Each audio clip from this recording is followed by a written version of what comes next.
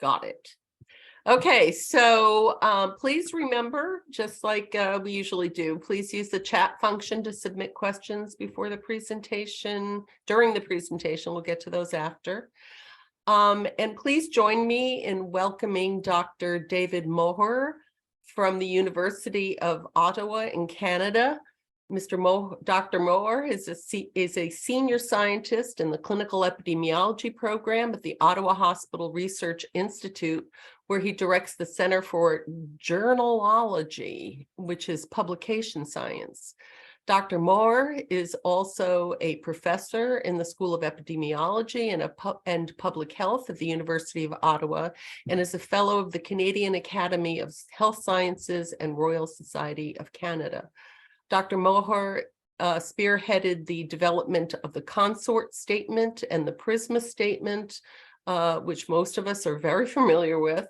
He has also been actively involved in the development of many other reporting guidelines and is chair of the Equator Network, an international initiative that seeks to improve the reliability and value of published health research literature by promoting transparent and accurate reporting and wider use of robust reporting guidelines.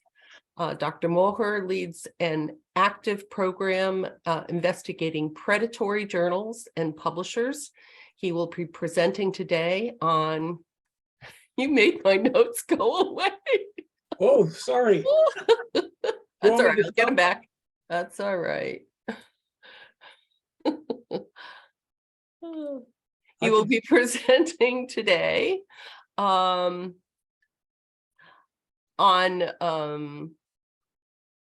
predatory journals and their impact on scientific rigor and scientific integrity. Welcome, Dr. Moher. Thank you very much, Kathy. Thank you for the introduction, and thank you very much also for the invitation. I am going to talk to you all about these very interesting journals and publishers. And sort of the title of my talk today is Are Predatory Journals Bad Hombres? And I will leave that for you to decide. You'll get a sense of my perspective as we go along. So first of all, I just want to indicate that I have no conflicts of interest and no declarations of interest to report either. So if, we've all received sort of these wonderful invitations, I think that's probably what led me to want to look a little bit deeper. I grew up in Ireland, and when I was growing up in Ireland in the 60s and 70s, if you showed any sense of confidence and were taught by Christian brothers, you'd get a whack around the head very quickly. So when people wrote and said you're esteemed and respected and can walk on water, I was intrigued because I got into a lot of trouble as a kid. So we all get these invitations, and along with these invitations come just wonderful promises that we don't typically get from journals, is guaranteed publication. They also indicate that these journals have very high journal impact factors, which they do, but they are also all fake, and that's important to remember. And they do indicate that they have much lower article processing charges, which is true. They have that's partly their success, and they also indicate that they're indexed, and to a degree that's true. And I'm going to share with you how that comes to be. So the first thing we might want to ask is, what is a predatory journal? And I do like this Fox very much. So predatory journals and publishers are entities that prioritize self-interest at the expense of scholarship and are characterized by false and misleading information, deviation from best editor and publication practices, a lack of transparency, and a use of aggressive and indiscriminate solicitation practices. So that, of course, is a mouthful. And if I can just indicate, this was a group of people who came together in Ottawa, and we sort of worked on an international consensus definition. And to unpack the definition, really there are probably four important bullets here. One is that these journals provide false and misleading information, typically about themselves, but often about the information that they publish. And they definitely deviate from what many of us might think are best editorial and publication practices. And I'm going to give you some examples of that later on. They lack transparency, but sadly, so do some legitimate journals. And they appear to be very aggressive and indiscriminate. So I'm in the Faculty of Medicine. I'm a clinical epidemiologist, but I've often got emails from water science, from agricultural journals, and it's sort of hard to see the connection, but that's an example of certainly indiscriminate. And aggressive is, I might get 10 or 15 of these a day. So even though it's easy to delete them, if you do 10 or 15 a day over 5 days a week and you multiply that by a year, you're spending far too much time deleting things. But let me just sort of give you some brief sort of, I suppose, epidemiology about these journals. So there's more than 15,000 predatory journals in existence. In 2014, Chen and Bjork indicated that there were well over 400,000 articles. Again, in 2014, people spent $74 million US for predatory publishing. Omics, which are the largest predatory publisher, having at least 700 journals, many of them, if not most, are in health. And they were sued by the Federal Trade Commission for quite a lot of money. And from what I can see, it hasn't really provoked any changes on their part. But in context, we should remember that predatory journals account for a very small % of the total research output. And that's often led people to believe that they're insignificant and not to worry about them.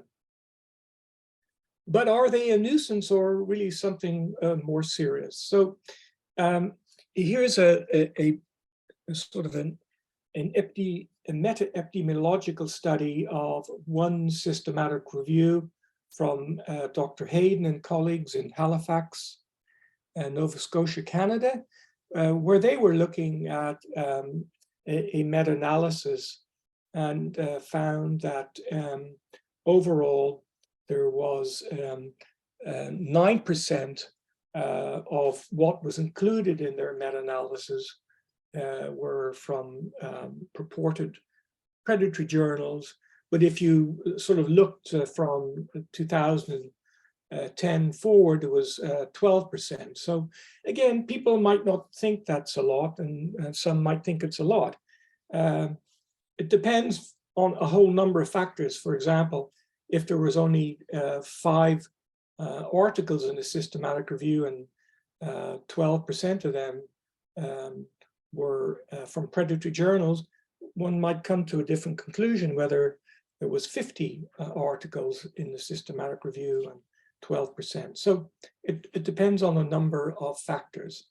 And a colleague of ours in the journalology group, Manoj Laloo, looked at Cochrane reviews, and Cochrane reviews are renowned for being high quality reviews.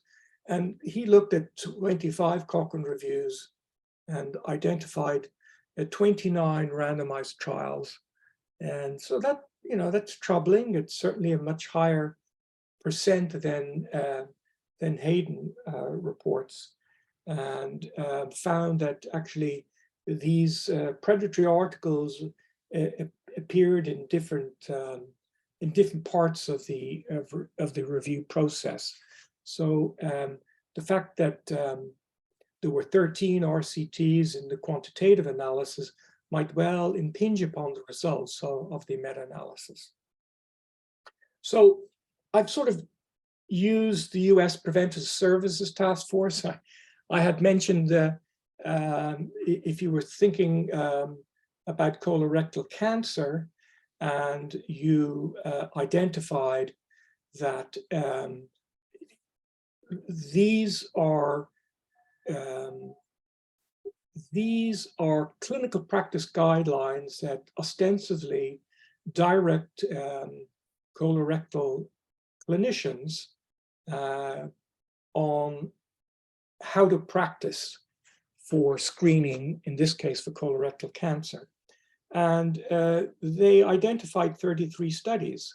So let's supposing you had 10% of those studies were actually predatory. So you might have 3 to 4 studies that was in this guidance. Would that change how you would indicate to colorectal cancer screening? Would that change the practice?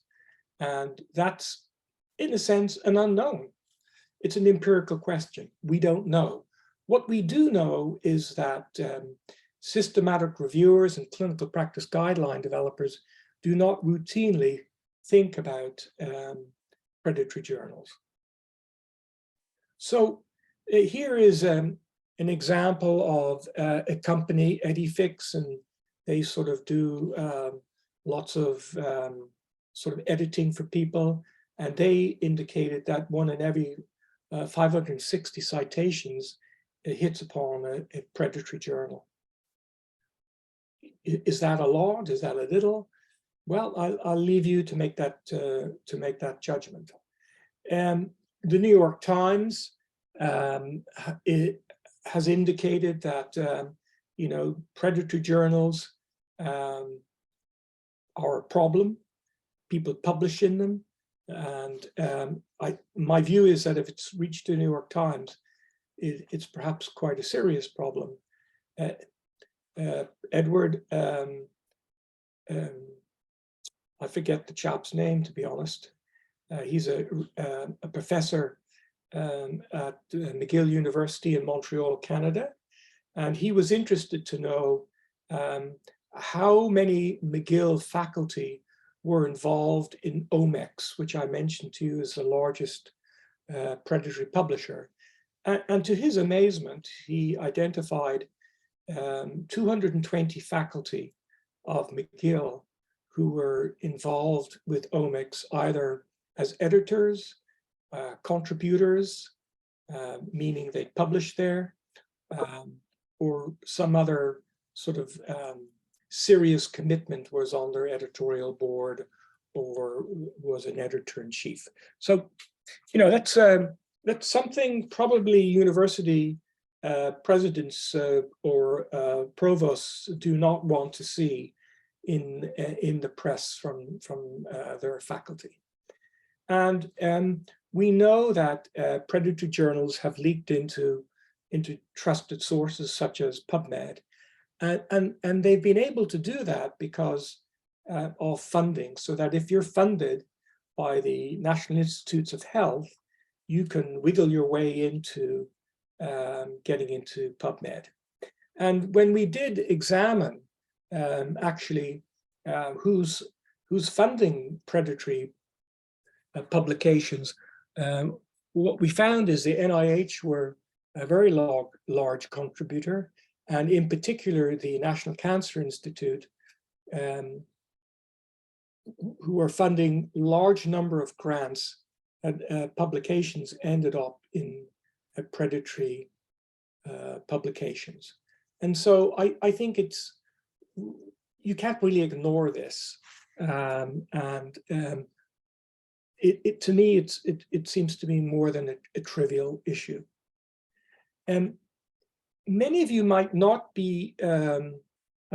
have heard of Overton, and Overton is a large database of policy documents from all over the world. And again, it's probably the most, first of all, it's probably the most comprehensive sort of database for policy documents in the world.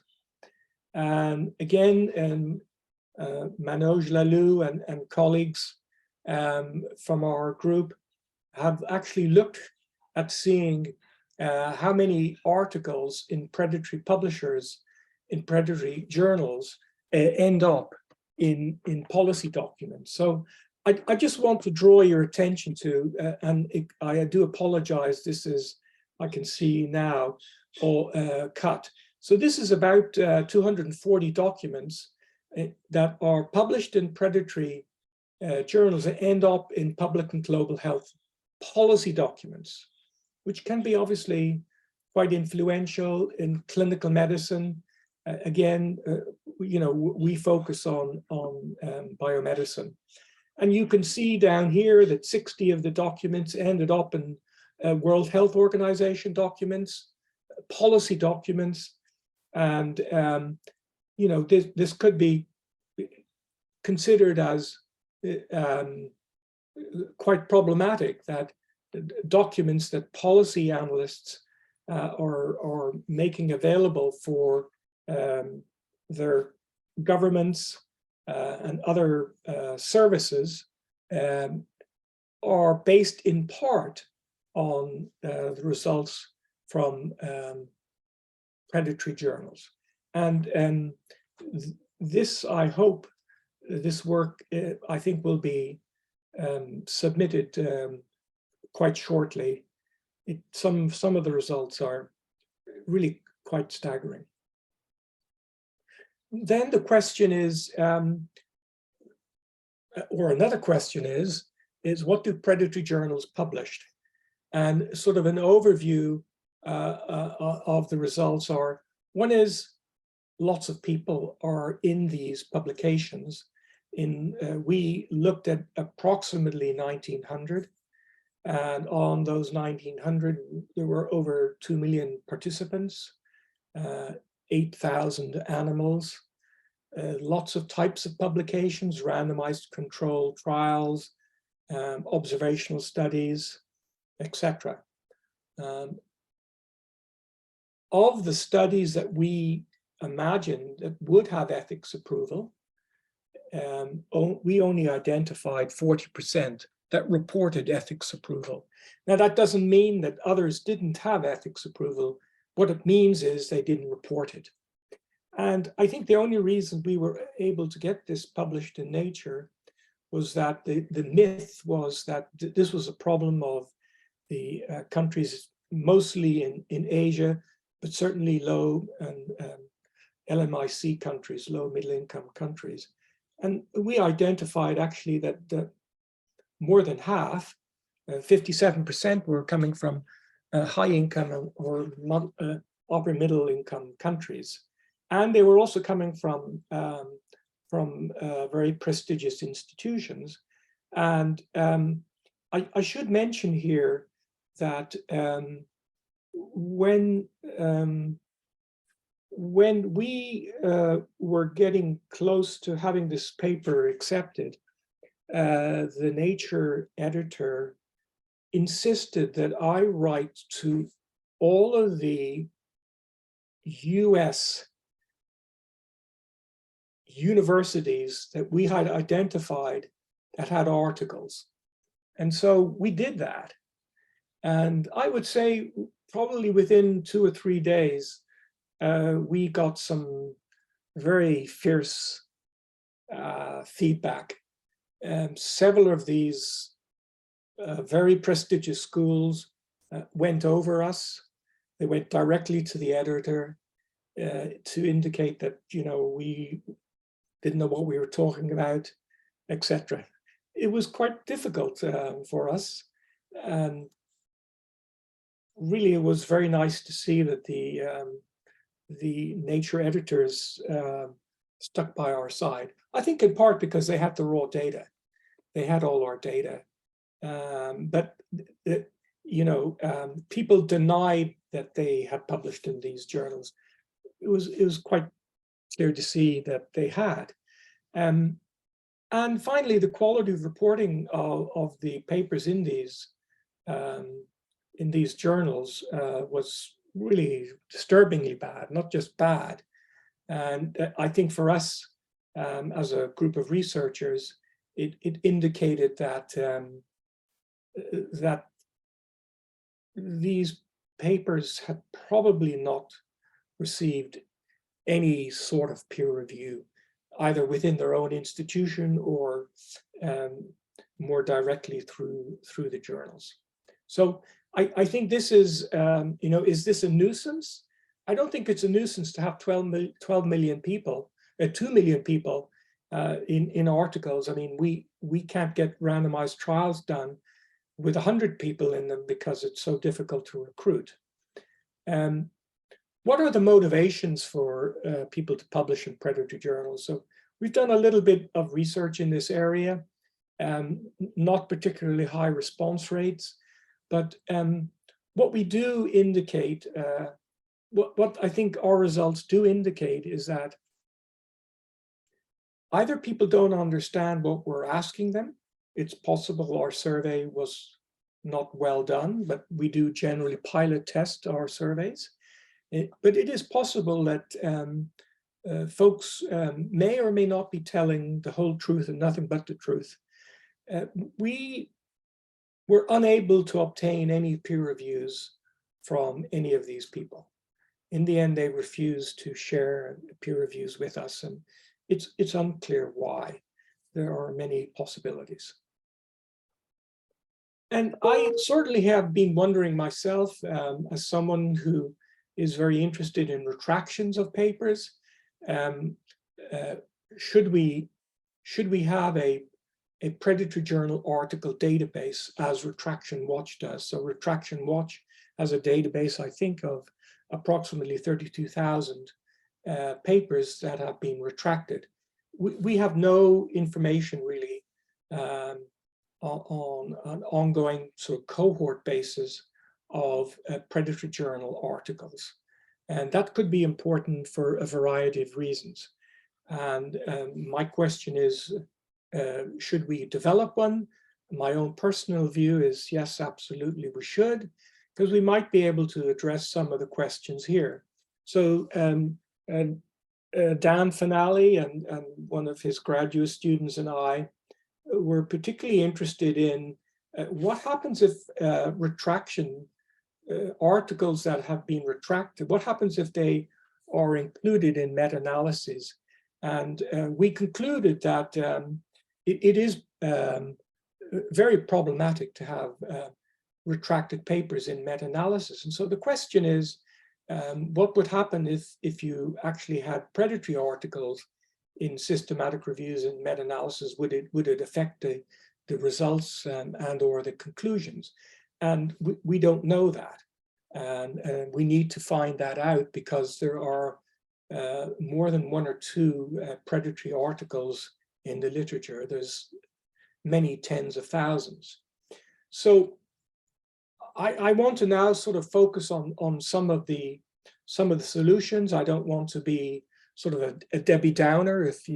Those of you who have been watching Saturday Night Live from some years ago. And so I wanted to spend the rest of my time here thinking about some solutions. One is, it would be nice to have some funding. All of the work that I think that I presented, certainly from our group, is completely unfunded.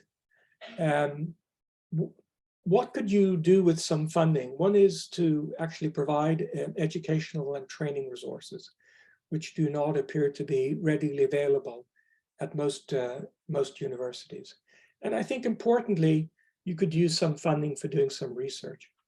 One is perhaps development of a database of research articles published in predatory journals. What is the prevalence of predatory articles included in systematic reviews? I wanted to share with you on the other half of the screen. This is a descriptive study that is a preprint that indicates a much lower prevalence of predatory publications in Cochrane reviews than the ones that than the examples that I have provided. And so, in essence, the research on research, if we actually were able to look across, certainly across disciplines and even within disciplines, could we get a better sort of point estimate of the prevalence of predatory articles in systematic reviews? That will be hugely important. We don't know what it is. We know that there's a variation, and we need to come to some closure on that variation. And it would be really useful to try to evaluate interventions that might reduce submissions to predatory publications. So that's what you could use some of this funding for. Again, Manoj led our paper on sort of how stakeholders can respond. And of course, there are different stakeholders in this game. One is researchers, another is academic institutions, and there are lots of other stakeholders to think about, obviously, funders. And I'm going to go through some of these potential sort of action solutions that could be taken. I did want to draw your attention to a very recent report. This is by the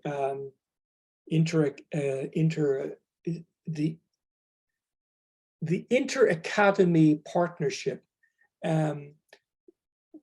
They've produced this report, and I would very much encourage you to look at it. It's quite a large document, but I think one of the most important points that they make is that we typically want to see predatory journals as a sort of a very binary issue. Either it's a predatory journal or not. And I think obviously thinking in binary terms is much easier, but it's probably not getting at the reality, which is that there's probably a spectrum of practices, and we should see it on a continuum. And I'm going to come back to this, and that's in the in this report. And here we go to that very issue. They see predatory journals as, ranging from very high risk to lower risk. And this is an open access report, so you can get it at the URL that I've provided here. And our own group is working on what we call a journal transparency tool. And the format may not look identical to the altmetric donut here. I think the altmetric donut is color-coded, so you could see, in a sense, whether your article has been in the news, in the blogs, or whether it's been on Twitter. And what we want to see is using a journal transparency tool for information about the practice. So, for example, does the journal have trained peer reviewers? Is the journal indexed on the directory of open access journals? Is it a member of the Committee on Open, on COPE, which is the, I'm forgetting everything today, publication editors? And does the journal recommend reporting guidelines? And there's a whole bunch of other characteristics that we want to be able to put into the journal transparency tool. And so let's supposing you were looking at the Journal of Social Psychology. In our tool, you'd put in the Journal of Social Psychology, and it would pump out all of the information on whether that journal is part of DOAJ, whether it's part of COPE, etc. And then we hope that that information would help an end user, such as a researcher, make a decision about whether they want to submit an article to that journal or not. We're not saying in a binary fashion, this is a predatory journal, this isn't a predatory journal. What we're trying to do is give you information about a spectrum of practices at that journal and empower you to make some decision. And the Center for Open Science has developed some resources for predatory journals, and you can use the URL to go here and see. And I'm just going to give you an example. These are some, on the left hand, we have developed a one-pager for clinicians and researchers. On the right-hand side, we've developed some resources for what if you have submitted, what do you do now? And we have a consultation service, and we're getting people who are early career researchers all the way through to very seasoned, experienced researchers who have inadvertently, in most cases, submitted to a predatory journal. And I think generally, what should researchers be asking themselves in terms of submitting to a journal that they're unsure of? And one is, have I cited work from this journal? What do my senior colleagues think of this journal? That's sort of getting at somebody who maybe sort of more experienced about submission to a particular journal. And does the journal that I'm thinking of have consistent content? And that's an important question, because predatory journals do not always have consistent content. And again, that will be another red flag. There are also a number of journal selectors that you can find. You, in a sense, can dump in your abstract, and it will pop out some examples of journals you could submit to. There's Jane, Elsevier, Springer, Google a journal guide. So there's lots of different sources you can go to. I think sometimes they're quite good, and sometimes I think they're really quite off the mark. And another thought would be to actually have a checklist by your side when you're looking to detect a potentially predatory journal. And we've done a systematic review looking at all of the checklists that are out there. I think our main results are that there are a large number of checklists, and authors might be quite overwhelmed by trying to figure out which one to use and to think about before submitting to a predatory journal. And I think we indicated that there is probably limited benefit from reinventing the wheel. And I think that we have a checklist. We think it is good. I don't know why it says unpublished. It is published. I just showed you that, but maybe this is an outdated particular slide, so my apologies. There is also something called Think, Check, and Submit. A lot of people like to use this, and I think it's an interesting tool. My limited hesitation is that we have no evaluation as to whether this tool is an effective tool or not. And so to me, if you're going to introduce something, you either need to embed an evaluation into it, or you need to do an evaluation after the development of the tool. And I think that's true for all of research. You have to evaluate what you're developing. And there has been a number of what are unfortunately termed blacklists and whitelists. Certainly there are terms that should not be used. One of the more favorable lists, shall I call them, is from Cabell's.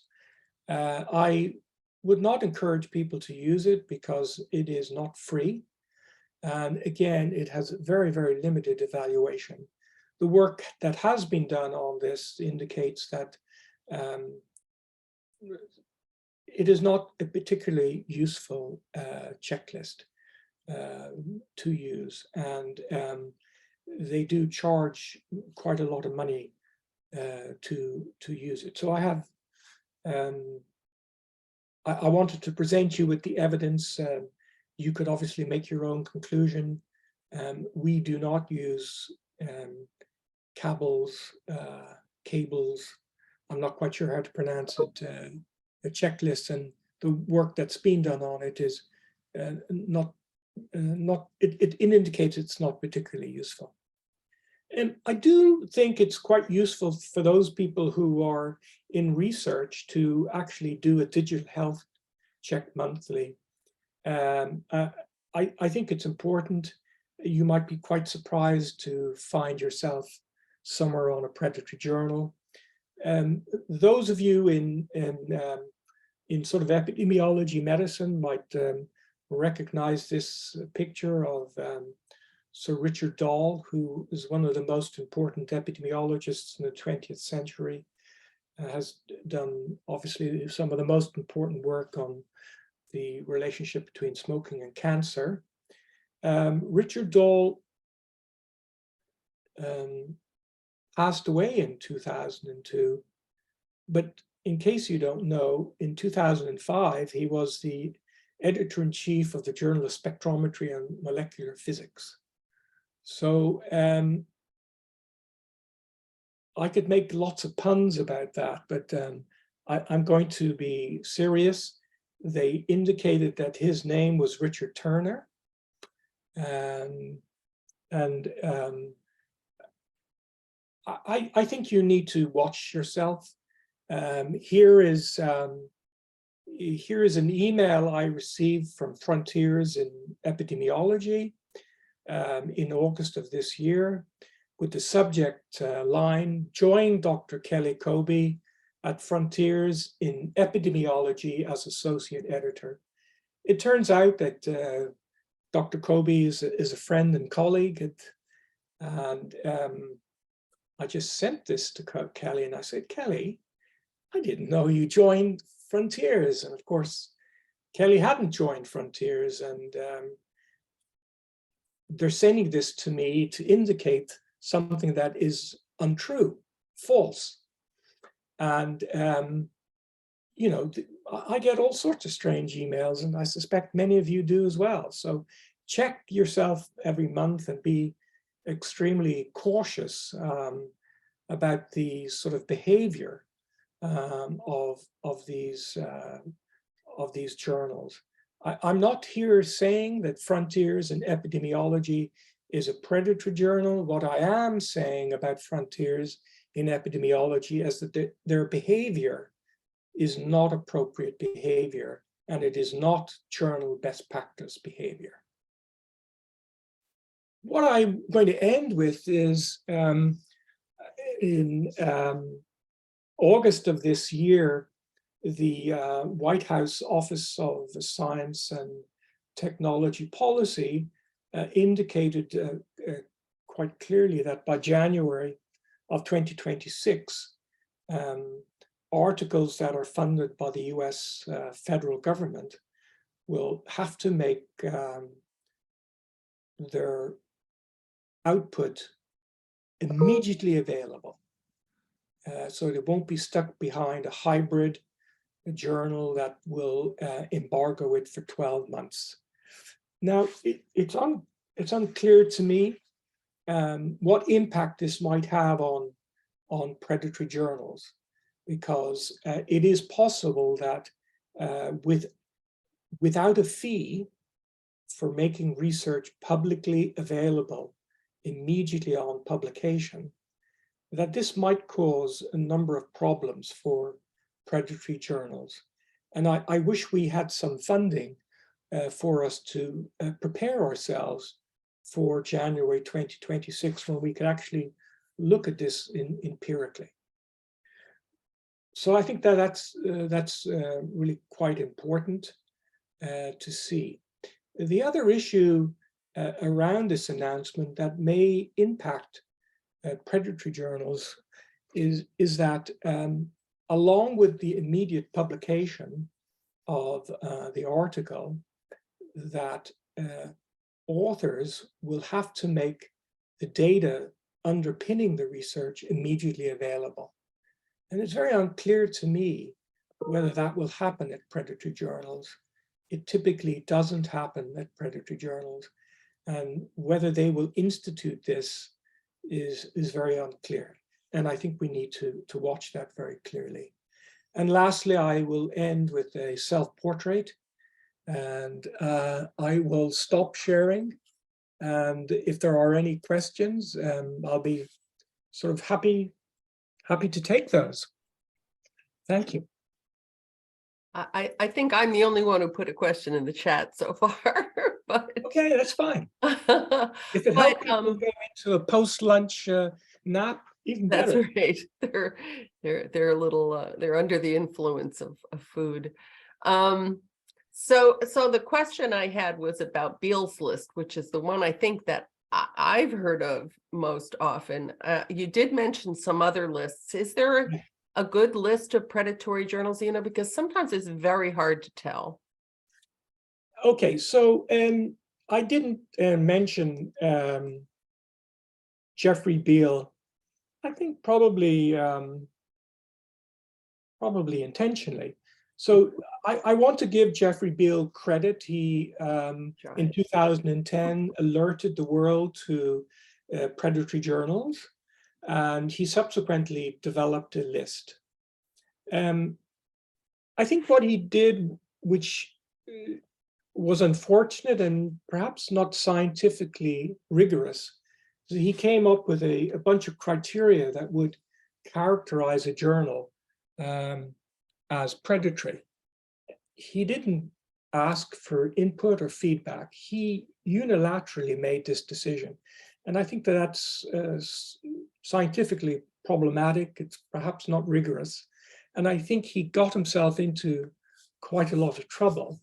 And I think you can look at the literature and decide yourself whether he was fired or whether he stopped his work at the University of Colorado. So that list, which has run into a lot of problems, is maintained by two anonymous individuals. And I think that it's not in my position to share information that is maintained by anonymity. I think that's really quite ridiculous in terms of science. So that's the first part. The second part I would say to you is there is no comprehensive list of predatory journals that you as an individual or students or others can get free of charge. You can probably pay for Cabell's. How good is Cabell's? Perhaps not the best. So I think it is another reason sort of to think about what Retraction Watch has developed that we need to do in this community. Unfortunately, it's very, very difficult to get funding for this. And to be honest, I doubt whether it will happen. The only time it's going to happen is that if some politician who's been getting some therapy based on a clinical practice guideline finds that there's 2 or 3 predatory journal articles and that would really change the treatment. That's the only way that something would happen. Unfortunately, I'm a little cynical about change. Yeah. And the second part of my question was about impact factors. You mentioned at the beginning that they oftentimes have decent impact factors. And that's a main way that we go about looking at journals to see if they're worth publishing in. And I was surprised by that. So how do they end up with decent impact factors? they're fake. They're fake impact factors? Yeah, as I maybe I didn't say it clearly enough early on. Yes, they're fake impact factors. There are many fake impact factor journals. And I should say there are many journals that have fake impact factors within the predatory space. The other point that I would like to suggest, if I might, that I think it's a very inadequate way to select a journal to submit an article in. Impact factors, as you know, tell us nothing about the quality of the article in the journal. And for those universities and other research institutions that have signed the Declaration on Research Assessment, known as DORA, there is a very strong and explicit move against using journal impact factors. So I would just say to everyone, do not use journal impact factors to select a journal. And I would suggest using a journal that has published in the research domain that you want to publish in. And I would suggest you could look at the references in the article that you're looking to submit to see, is there a potential cluster of one or two journals that you're citing, and to think about that. But in terms of predatory journals, most of them are fake. Unbelievable. Because I questioned a journal that a friend had forwarded to me. Oh, should we publish in this? And I said, I don't know, is this legit? Because I never heard of it. And she said, yeah, look, it's got a good impact factor. And I was like, yes. No, I don't have time for that. Yeah. But you know, but it goes a long way. I guess they know that. It does, but again, I mean, I don't know whether the University of Massachusetts has signed DORA, but I don't know. Do we have somebody from the library here? Thought we did. Tess, are you from the library? Did we sign DORA? No. Okay. She's saying no. Okay. Well, all right. You should get, you as individuals can sign DORA. And that would be your commitment to use better metrics to think about journal selection.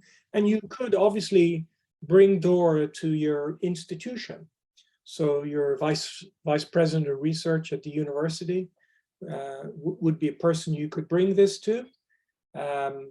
There is also a group in the United States called Helios, and they're a group of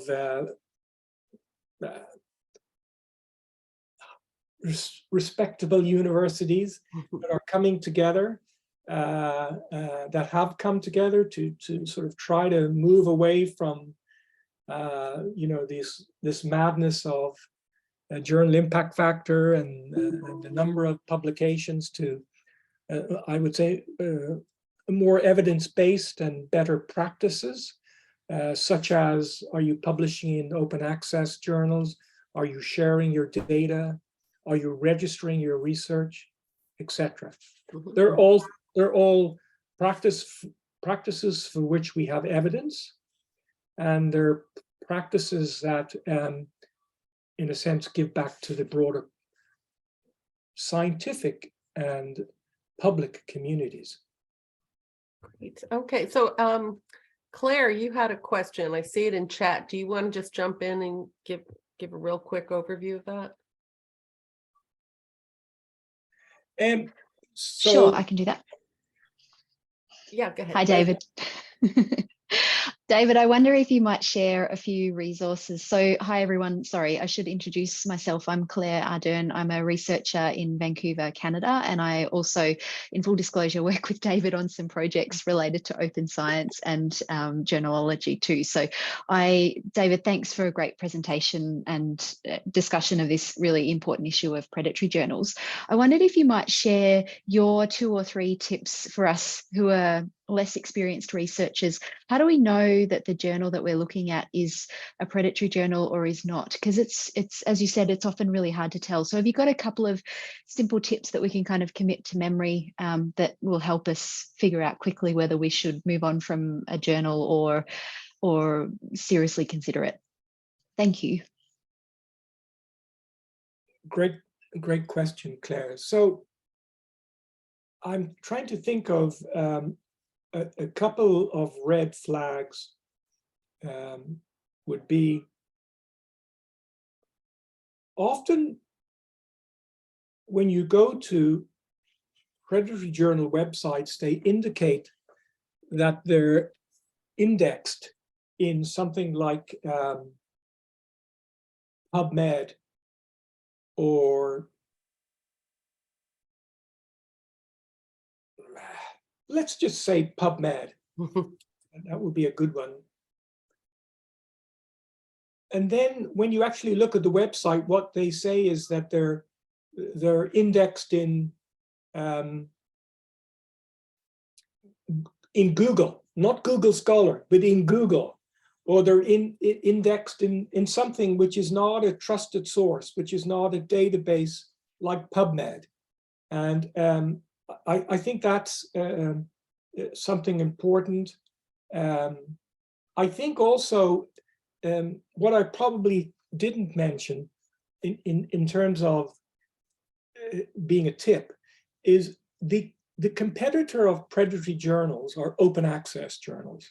The New England Journal of Medicine is not a competitor because they're a paywall journal. So what you need to do, so for example, last week, I received a question from a researcher about a particular journal.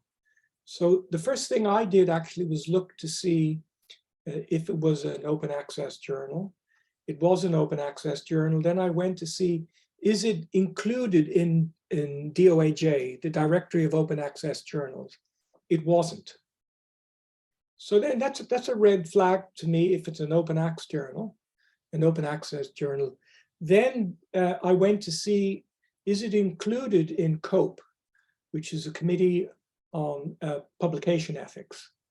That to me is another important parameter for good practice, and this journal wasn't.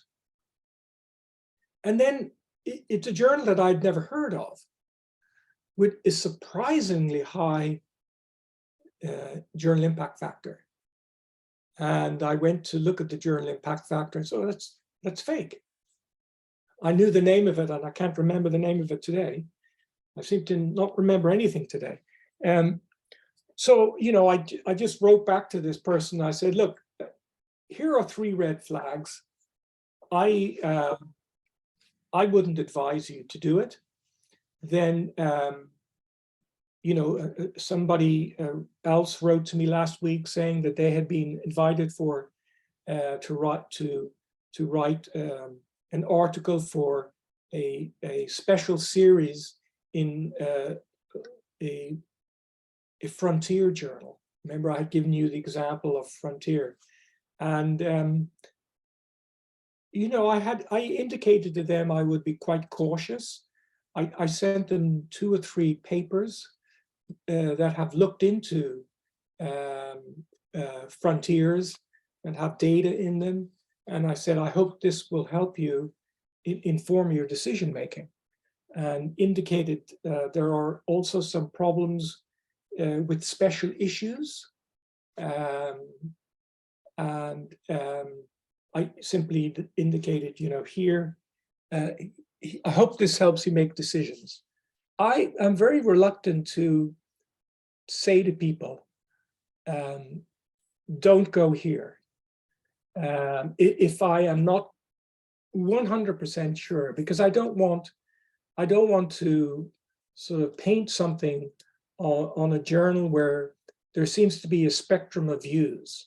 I think what I'm much more likely to talk about is if I have evidence of what I would call questionable behavior by journals. So I gave you the example of, you know, Frontiers in Epidemiology. I think that's very questionable behavior.